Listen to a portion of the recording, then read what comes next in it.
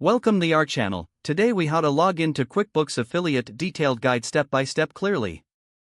To start logging into QuickBooks Affiliate, open your preferred web browser. In the address bar, type in the QuickBooks Affiliate login URL. Press the Enter key on your keyboard. Once the page loads, look for the Login section. You will see fields for your username and password. Enter your username in the first field. Make sure to double-check your spelling for accuracy. Next, navigate to the password field. Type in your password. Ensure that your password is entered correctly, paying attention to case sensitivity. After filling in both fields, locate the Login button. Click on the Login button to proceed.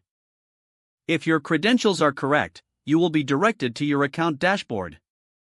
In case you forget your password, look for the Forgot Password link below the login fields. Click on that link to initiate the password recovery process. Follow the on-screen instructions to reset your password. If you encounter any issues during login, check your internet connection. Also, consider clearing your browser's cache and cookies. After resolving any issues, repeat the login steps. Once logged in, you can navigate through your QuickBooks Affiliate account with ease. Explore the available features to make the most out of your affiliate management.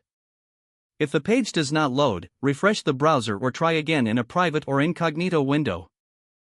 Make sure you are using the correct email address, then retype it carefully to avoid small typos.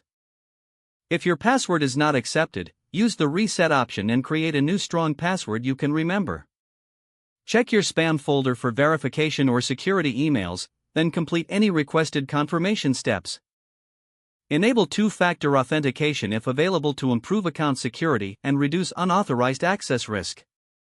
After signing in, review your profile details so your contact information and settings are accurate and current. If you see an error message, note it down and try again after restarting your device and internet connection. Don't forget to like this video and subscribe to our channel for more step-by-step tech guides.